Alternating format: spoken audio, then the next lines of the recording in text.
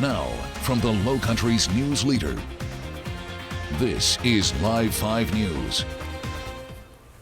Right now, you're taking a live look at a parking garage in downtown Charleston. This is near MUSC.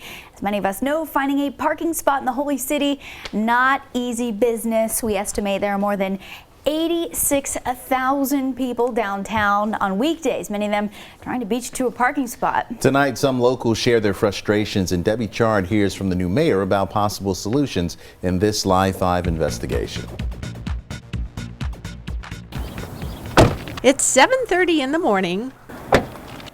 The Cavallo twins leave their car at Somerville's Dorchester Village Shopping Center and hop on a CARTA bus. They say parking is expensive and rare at the College of Charleston, where they're students. You have to drive around the whole parking lot at least 3 times. And then you're like, okay, this is not my day today. C of C students don't pay to ride this bus. So it's been nice. And nice for Don Howard, who works at MUSC. It's free for him, too. I save about $100 a month just on parking alone. Many drivers pay even more to park downtown. It's a matter of supply and demand. 25,000 people come on and off the MUSC campus daily, where there are just over 9,000 parking spaces. The College of Charleston has about 15,000 students and employees, but just over 2,100 places to park. Add the nearly 36,000 people who live on the peninsula and more who come in to work and play. And that's not all.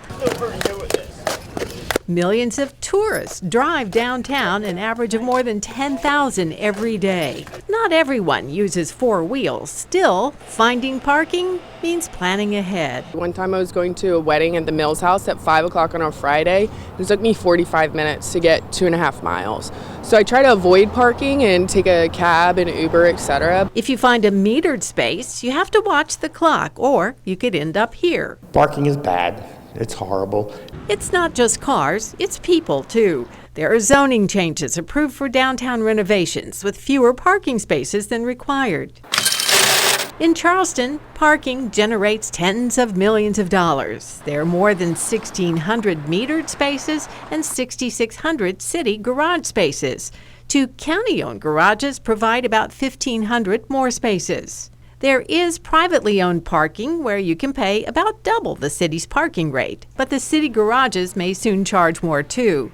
There's money to be made if you find a spot or not. The new mayor sees the shortage, and he says park and ride is a solution. The city is looking at leasing property here in the Neck area for another CARTA park and ride lot. That would make 7 lots outside the city for CARTA riders. And the city is looking at more garage space too.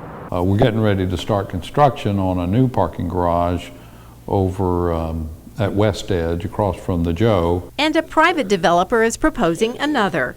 There's one that's proposed on Mary Street on the peninsula that would house up to 600 spaces. Parking is profitable because of demand. Just ask any driver who's faced the sign that says full. Especially during Sea and now we've got Fashion Week coming up. East Bay Market tends to be incredibly difficult to get to depending on the time of day. Yeah, parking downtown is 0. For the folks who live downtown, the mayor wants better enforcement of these residential parking permits and suggests a new policy of resident-only parking in high-demand areas where residents feel squeezed out.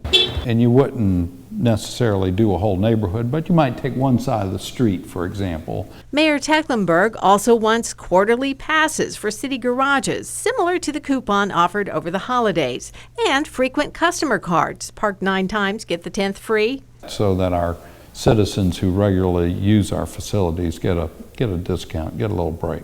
Parking meters will be getting a makeover. You can use these on our parking meters, but you can't use your Visa card. That will change. In a few years, these meters will be replaced and new meters will take credit cards, possibly smartphone payments. It'll be 75 cents an hour now, and it'll go up to $1 an hour, and that'll help pay for the new meters, of course, as well. While this year the city will take in more than $26 million on parking, the mayor says the profit is about $5 million.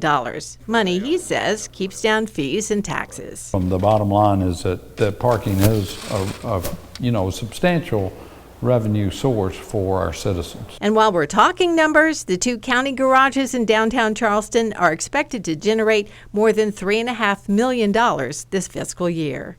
Debi Chard, Live 5 News.